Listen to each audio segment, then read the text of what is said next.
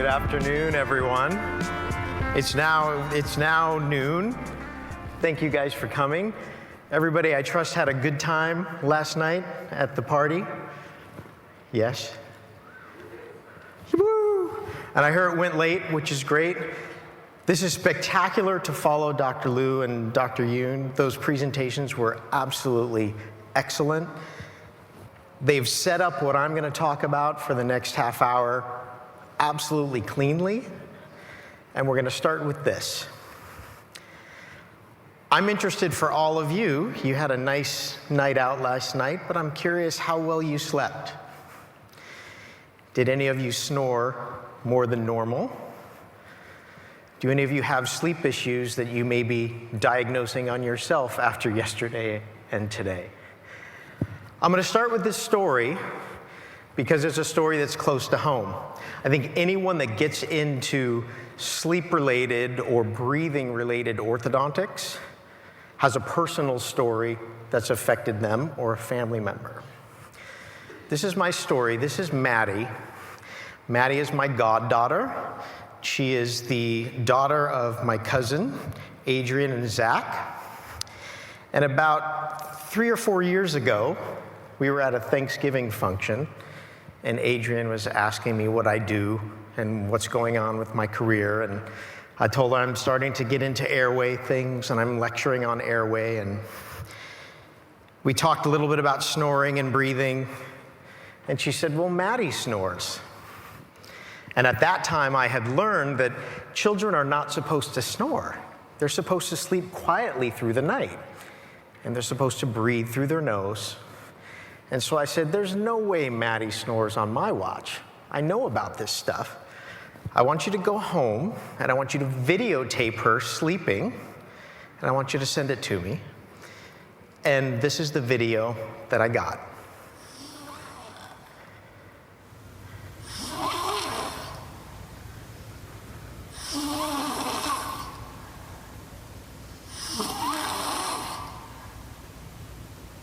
Every breath makes a sound. Notice her head posture and her mouth. So all of the things we've learned yesterday and today of how the tongue affects our jaw growth and our maxillary development, what do you think's happening to her maxilla when she sleeps? I knew there was a problem here just from watching this video. I was having a hard enough time in my hometown getting an ENT, a physician, to listen to me, a tooth guy, an orthodontist who knows nothing about breathing or ear, nose, and throat medicine. So it was tough for me to get the ball rolling in my own town about sleep-related issues. So I told Adrian, Maddie's mom, I said, we're going to collect a whole bunch of evidence before you get to the ENT, because I don't think they're going to listen to you. So I said, I need you to get an image of Maddie, and we're going to get a cone beam CT, a 3D image. This is what Maddie's 3D volume rendered dentition, maxilla, mandible, and airway look like. As orthodontists, we focus on the teeth, because that's what we were trained to do. Not often do we get to see 3D scans of 4-year-olds. So you're seeing a full mixed dentition, a full primary dentition with the permanent teeth already stacked and lined up, ready to fly in with no room at all. Now, as we know, primate space is normal. So these baby teeth should have a lot of gaps between them, and that doesn't exist. You're probably already looking a little bit at her occlusion, how her jaws are coming together, and notice that her bite was a little squirrely. She was already starting to try and find that cross-bite relationship. Where do these teeth fit best? She's got increased overjet, narrowness of the maxilla, crowding. This is her airway. Now, what you've seen already from airway, and we got a wonderful introduction just within the last hour and a half, of how this tube is really just a tube that's passing air from your nose to your lungs. The actual anatomy of the tube isn't the most important thing, but it is an important thing. If you look at the tightest point on this airway for Maddie, it's like a cocktail straw. So I told Adrian, okay, great, you're gonna take this video that I just made for you, and you're gonna take that video of Maddie sleeping, and we're gonna get a radiology report. So we sent the cone beam for a radiology report, and this is what we got back. And you'll notice that what we have on this radiology report now is an anatomic description of the airway that says, hey, this is not normal for a child. This should likely be addressed. From a medical radiologist now. So what that means is we have this whole armamentarium of stuff to take to the ENT, and I still thought we were gonna have a challenge on our hands. So Adrian shows up at the ENT's office with her laptop and a thumb drive and printed out material of all of this. And to my surprise, Maddie was scheduled instantly for her tonsillectomy and adenoidectomy. I did not expect that reaction. And this is the text that I got from Mom. Adrian sent me this. She didn't even need to do a scope or anything. Saw a video of Maddie sleeping, read the report, watched the video you sent, looked in her throat, saw the giant tonsils, and she was convinced. This is how I want all of those interactions to go. This is perfect for that ENT orthodontic relationship. But the story gets even better. This is a text I got from Adrian after the TNA procedure. Maddie had her tonsils out, and adenoids were obstructing 75% of the nasal airway. What we just learned in the last hour and a half, that velocity, that movement of air through the nasal space is important. We need to turn that up. 75% of Maddie's was blocked at the back of her nasopharynx. One tonsil was lying on the other when she was sleeping. This is the stuffed tonsil that Maddie got when she had her procedure. I think this is really cute. They actually have these stuffed animals for every organ in the body, and they give them to their kids when things get removed. Now, a couple weeks go by, and I get another text from Mom. Made it through the recovery process. Maddie's loving eating crunchy things again. She's also sleeping quietly and has had dry night diapers. She was still wetting the bed at 4.5. Her nocturnal enuresis went away immediately after she could breathe. That's a huge effect on a child's life. It's a huge effect on the parent's life and the family's life. As orthodontists, we can affect people's lives in this way if we're just observant. And I'm not arguing that we need to become sleep physicians. We just need to hit the places where it will affect these kids. And earlier is better. This is how Maddie sleeps now. If you look at her side by side, how she used to sleep on the left compared to how she's sleeping now on the right. Adrian can't pick up snoring volume anymore. But just look at the way the chest moves. Look at the head posture. Her lips aren't together yet. She still needs retraining. She still needs nasal breathing back. But even her hair is better. She's sleeping so much more comfortably. Just having one patient like this will change the way you practice. And I think it's important for us to look as teeth people, because we're often the first people that can be advocates for these kids that have airway difficulty. Now, for the first half of my career, the first 10 years, in fact, I thought of myself as an orthodontist. I moved teeth. That's what I was trained to do. And then when I pulled back and got a little perspective on it, I realized that I was this guy. I was really good at taking malocclusions, jacked up car crashes of jaws and teeth, and I could get them to straight. I could realign jaws, I could realign teeth, but this was my career. This was the career I was trained to do. It's not what I wanted to do, especially after seeing patients like Maddie. So I kind of went back to my thinking of craniofacial development, and we've heard this from a number of speakers over the last couple of days. If you think about how the jaws grow and how the head and face and oral structures grow, you'll know that the cranium is relatively well formed after birth, but the facial bones and the dentition, the blue part of this, the part where we work as orthodontists, that more than triples, where the cranium doesn't even double. Now, if you think about that, relative to so much of what you've heard over the last couple of days, when is this car crash happening? I was trained, like many of you were trained, to treat in one phase. Wait until the permanent dentition has arrived. How much facial growth has happened? How much of the car crash have we been watching? Now, as I gain more perspective 20 years into my career, I thought I was starting earlier because I did a lot of phase 1 cases. So I'd start at 7, 8, and 9. And I thought I was catching those car crashes.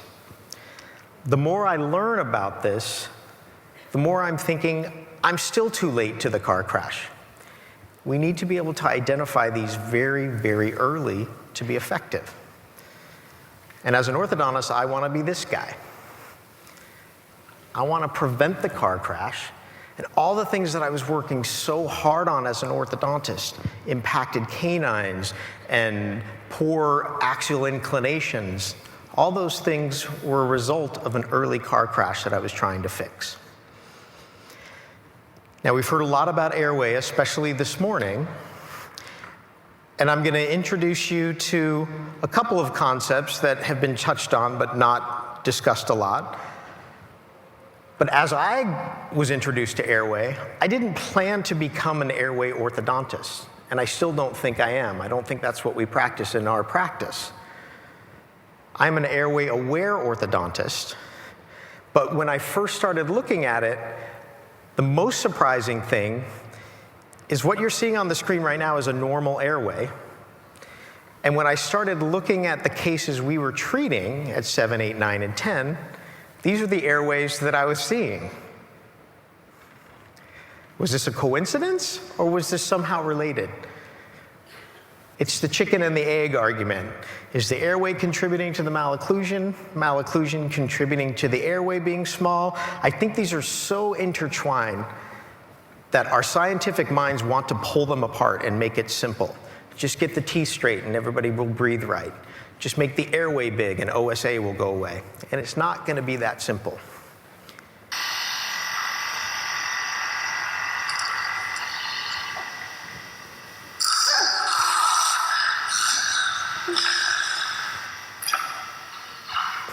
This is a bad airway. It's one breath.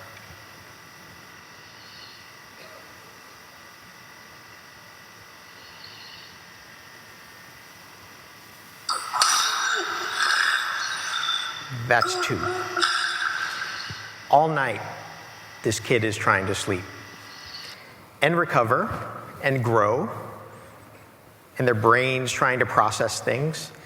You can imagine how difficult that must be.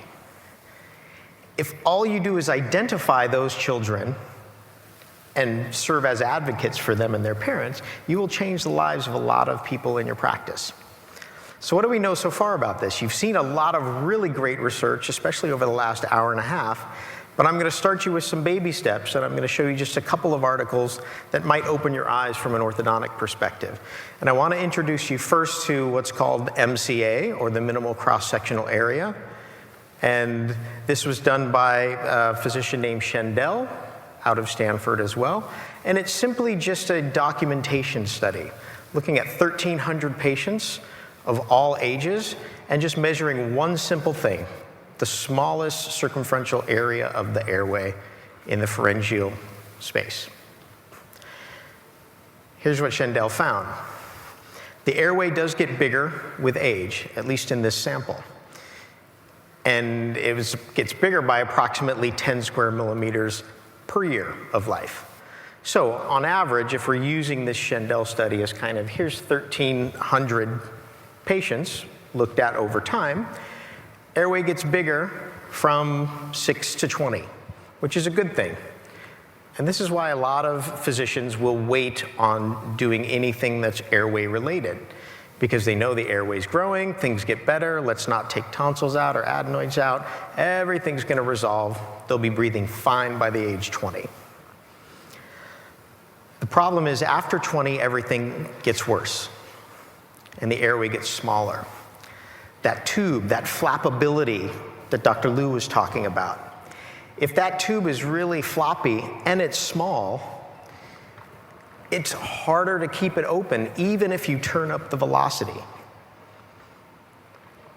So the goal for me is I want to try and get that tube as big as we can get it. Now there's been some correlation studies with how big that tube is relative to OSA. And this is what the correlation studies will tell you. Anything that is less than 50 square millimeters is correlated strongly with OSA. And then all the way up to above 150, there's no correlations. Now, this measurement is not the diagnosis of OSA, nor is it the cause. It's correlated. There's a lot of things we have to look at.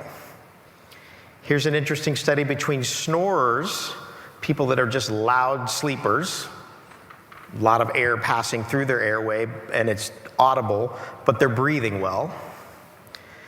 And it compares those snorers with a group of patients that actually have true obstructive sleep apnea. It's a CT study, so it's not cone beam CT, but medical CT, and here's what they found. They divided the measurement areas into the retropalatal area and the retroglossal area. And what they learned is that the differences between their snoring group and the OSA group is all of the narrowness was in the retropalatal area, where they didn't find any significance in the retroglossal area, which is curious. Here's another study that looked at MCA a slightly different way. And what they found is the width of the MCA had slightly more correlation than the AP. So the airways were smaller in the OSA group, but they were also more narrow width-wise. I love that Dr. Liu and Dr. Yoon both pulled up that coronal view of the airway. We forget about that in orthodontics. We've so rarely looked at coronal views or transverse views. We're so used to looking at the sagittal. And there's a lot to that transverse. So perhaps the wider that airway is, the better. It's not all AP.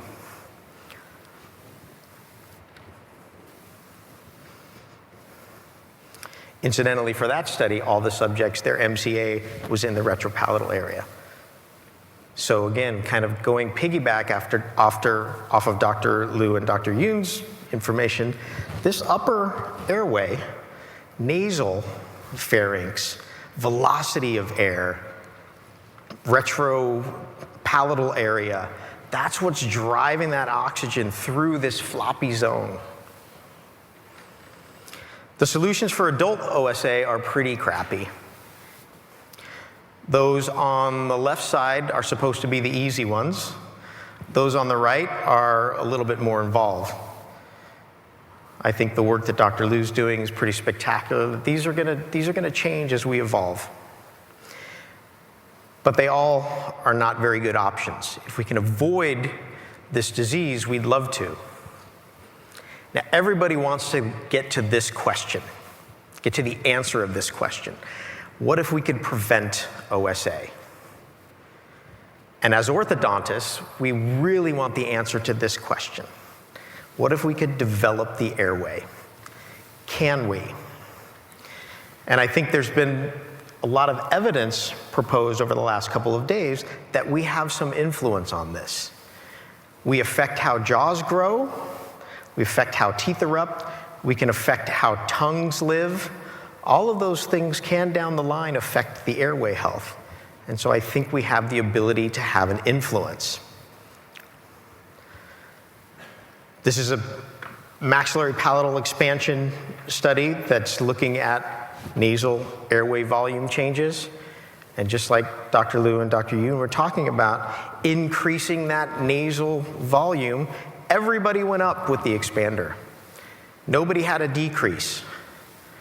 The more air, the more velocity going through that nose, the less collapsible your tube is going to be. 15% increase with expansion alone. So if you're an orthodontist and all you do is expansion, you're actually helping nasal volume. So you're helping airways whether you know it or not. Does that affect how that airway grows over time? Perhaps. From an orthodontic perspective, we have to think about the structures that involve us, which again, we're tooth focused, of course. But this paper, and Rebecca Bachau in her beautiful keynote yesterday mentioned this paper, the minor study. I'm going to break it down in super simple terms. Here's what this study did. It was a cone beam CT study.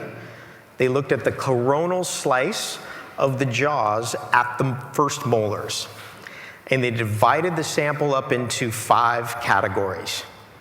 Normal control on the far left, unilateral crossbites, bilateral crossbites, superior convergent, which we don't know very much about in orthodontics, and then finally on the far right, inferior convergent, which I don't see very often. It's the superior convergent that's the tricky one for us. That's where the maxillary molars are leaning out towards the mandible and the mandibular molars are leaning in. Now here's what the academicians did on this study. They measured the skeletal width, not the dental, the skeletal width at the maxilla and the mandible at that first molar coronal site. Keep in mind, clinically, and this is how I was trained, when I do a clinical exam, if I'm looking at molars, maxillary narrowness meant crossbites. If there were not crossbites, I did not identify maxillary discrepancies, maxillary narrowness. I didn't see it. And on my study models, if there wasn't a crossbite, I didn't see it. Normal controls, no crossbites, and superior convergent cases look the same. They looked the same to me for the first 10 years of my career.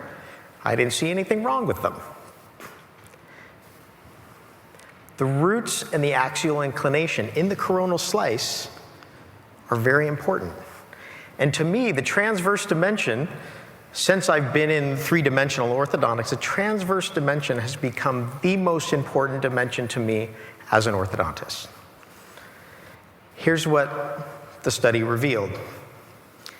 The normal controls, the maxillary skeleton on the lingual, was about 1 millimeter smaller than the mandible. That's the normal control. But look at the superior convergent cases. No crossbites. The skeletal discrepancy was greater than that of unilateral crossbites. And for most of us as orthodontists, we'd treat unilateral crossbites all day, but we'd leave the superior convergent alone. And this took a lot of retraining in our community for me to tell the pediatric dentists, don't just wait for a crossbite. Send me everyone at 7 and let me measure. Because we're gonna find a lot of superior convergence. And this is the take-home message from the paper. Patients without crossbites can have significant discrepancies that might warrant treatment. And this happens a lot. And it affects airway when you treat it. Now, if your only take-home from all of the airway content is identifying these massive obstructors, tonsils and adenoids, you will have a win-win situation when you get back to the office. Because if you identify a Maddie in your office, you will change those parents' lives. Guarantee it. So if all you're doing is screening for tonsils and adenoids, doing snore checks, talking to the mom, you're going to change some lives. Now, what happens when you get involved with either TNAs, tonsillectomies and adenoidectomies, and expansion? This study sums it up very well. What they did is they had a group of patients, all of whom needed a tonsilloidectomy, adenoidectomy, and expansion. And they divided the sample into two halves. One group would get the TNA first, expansion second, and the second group would get that flipped. Expansion first, then the TNA. They did AHI, they did sleep studies on all the patients at every time point, beginning, after the first procedure, and at the end. And here's what they found. The good news is all the patients improved, which is awesome. So on average, they were able to get AHIs of 12 down to less than 1, which is great. AHI for children should be 0. And RDI, which is a slightly more sensitive test of how well you're sleeping, RDI went from 21 all the way down to 1.6. That's a big improvement. Now, if you're just doing expansion and you're not addressing tonsils and adenoids, what's your effect on AHI? And so I was interested in this group that had orthodontics first. And you'll notice that the AHI and RDI decrease with just expansion. And that's great, because even if you're missing the tonsils and adenoids, you're still improving AHI by 51%. If you just do the TNA and you're not doing expansion, you're improving it by 55%. Now, what happens in the real world is those two procedures often live in different doctor worlds. When you put them together, it becomes very effective. 91% decrease in AHI with expansion and TNAs. Now, here's what we do commonly in our practice. Two-phase treatment is very common. Usually, on average, it starts around age 9, 9.5. Phase 2 begins at 12, and then we're finished and out by 13.5. If you think back to the Schendel study, the average of the MCA, that's depicted here on the top bar. So remember, it's 10 times their age. So our average of phase 1, 95. This is an in-house study of 26 consecutively treated expansion patients. No TNAs, just expansion. So what you're seeing on the top is what we would expect those patients to be in terms of MCA, if we listen to the Schendel data. The average of this sample in my practice was 77, and the mean was 70. For those who know statistics, if the mean is close to the average, it means you have a relatively normal curve.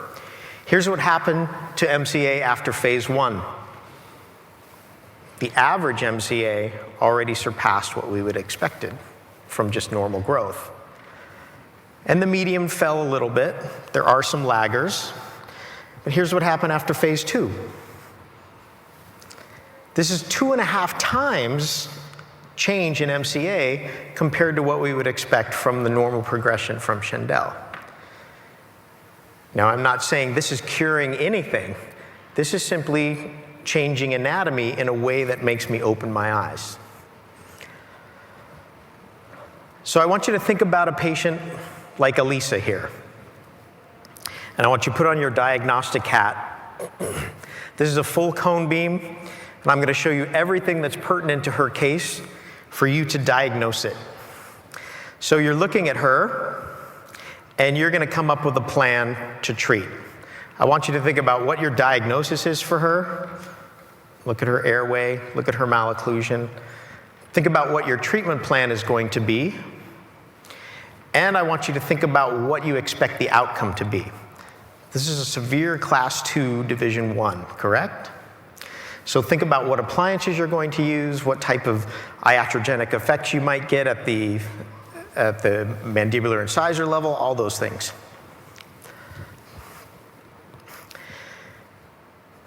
Now, what we've been able to do is we've been able to put all of this content into a place that's accessible to you on any device on the platform Polaris. And I want to show you this case because it highlights something called Polaris Insight, which is a feature that we've just developed, which allows you to look at everything, including airway and malocclusion, and share your thoughts. And we thought about doing this live here today because it would be really interesting to see what the room thought about this case and about the airway. But here you're able to go through your diagnosis and your treatment plan and share your information about what your brain is thinking relative to this case. Because we're here at these meetings, we're seeing all this wonderful work, whether it's airway or orthodontics, and we need to take it back into our practice and implement it. We need to figure out the what, and we need to figure out the how. And so what this feature allows us to do is collaborate with each other, whether it's a group like this or it's just colleagues that you know. So you can share all this information we're learning about airway. Like, I want to share cases with Dr. Liu and Dr. Yoon because they have these insights that I don't have. I want to learn them, and I want to understand them, and I want to get better at mine. So if you're able to share your knowledge, what happens when you share that insight, you get to see exactly what happened on that case. And you get to see exactly what happened to that airway. And you get to see exactly what happened to all of the anatomical structures in a 3D world, and you can do that on your phone. And that is going to accelerate the learning for us. Because I want to take all this information that I'm getting at this meeting, and I want to put it in my practice. And it's hard to do unless I have a place to exchange, because you hear these ideas, and it's difficult to share them with each other. When you have data that's used in smart ways, and this data can extend to AHI scores and velocity studies and all the wonderful research that Dr. Moon showed us yesterday. All of those things should be part of what we're sharing all the time. And when you can see all of the recipe of how these cases are treated and how airways are addressed and how malocclusions are addressed, and look at volumetric images. Here, what's really exciting to me is looking at the difference of what people said and mandibular superimpositions versus anterior cranial base superimpositions, digging into discussions with colleagues that are orthodontists because they're verified, becomes incredibly powerful. Polaris Insight becomes very addictive. Unlocking these cards and seeing results and involving yourselves in discussion is pretty exciting. One case a week will get you a tremendous continuing education in your own brain. I don't think you'll be able to stop if you're anything like me. We think this is like a global study club that fits in your pocket. And full disclosure, the only reason I'm talking about this is because I am the CEO of OrthoScience, and it has caused me to learn so many things in the shortest period of time. I want orthodontists to learn things faster than we're learning them right now. I don't want people to have to go through my arc of 20 years of mistakes to learn things that I'm learning now. We're trying to speed that up. And now when we can look at soft tissue changes in ways that were never possible with cephalometrics and panoramic images, and now we can add sleep data, and we can add airway velocity data, and all of these things come together, we're going to advance much quicker. There's so many ways to dice and slice this data.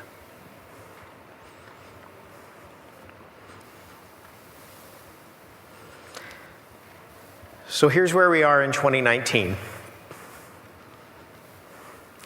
I live in a 3D world all the time.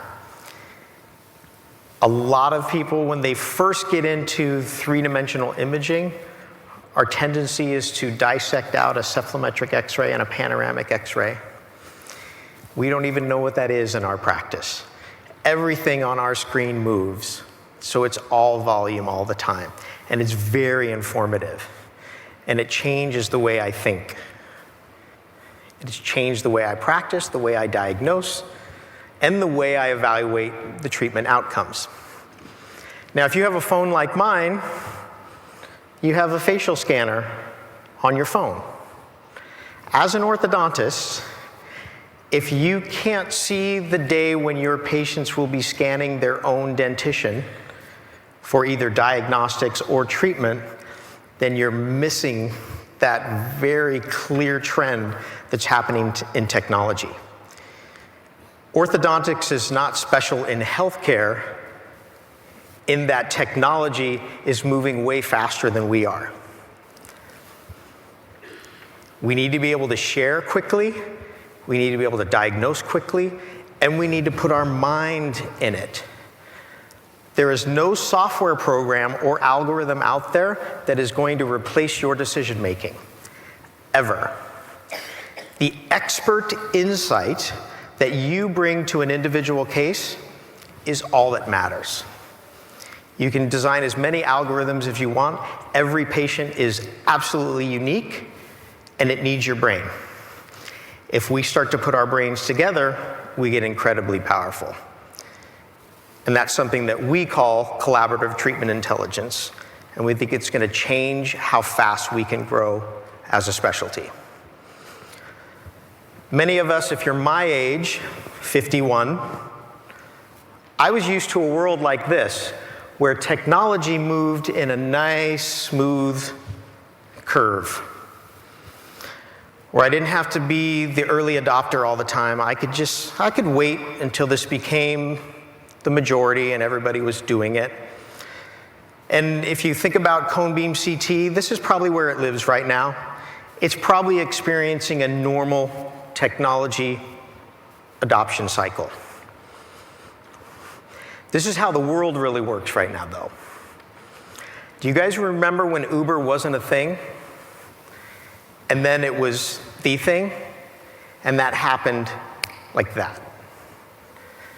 Nobody used it, and then everybody used it.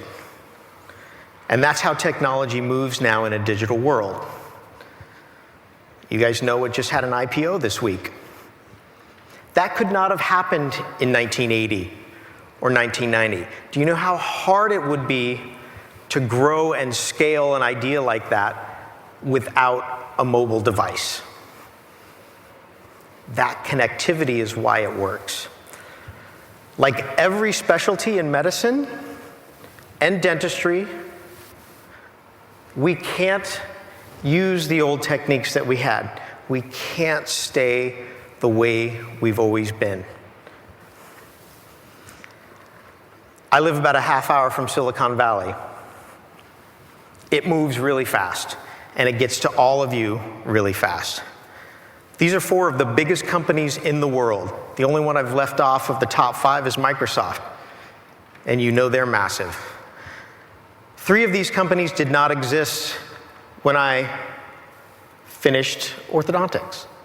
That's crazy. This all happened in that short period of time. As a specialty, as a profession, we need to think this way. We need to use this technological mindset to move the knowledge faster, or we will be left behind. And companies, like we're witnessing, will use the technology in a way that is not as good as we can. So I'm going to leave you with this story. This is a voicemail that we got from a parent. And Airway is an important technology that we didn't have the ability to image, but now we can. And this is a story from a parent that came, and it's for my partner, Dr. Parikh. Sachi, are you here? She's over there. And this is what we experience in our practice. And I want you to listen to it. Hi, Dr. Parikh. This is Heather Howard. I met with you with my daughter Emerson. a week or so ago regarding her orthodontic work and as well her adenoids and septum. And I just really want to thank you so much. We just met with Dr. Kenyon this morning, and Emerson is going to have her adenoids and tonsils taken out February 16th. And Dr. Kenyon said to say thank you to you as well, because your image really helped her get right to see how bad her adenoids were. So you saved us some time and probing, and I really appreciate it, because this has been such I've been wrestling her. I feel so bad for years, and I just feel so good to know that she's going to have some relief. And it's going to be taken care of next month. So I think all is well in terms of our timeline with the 4 months. So we'll see you, if not before then, regarding those other teeth then. And I just really am so grateful. Thank you so much. Okay, bye-bye. You can just hear the relief in her voice, and the moms know something is wrong.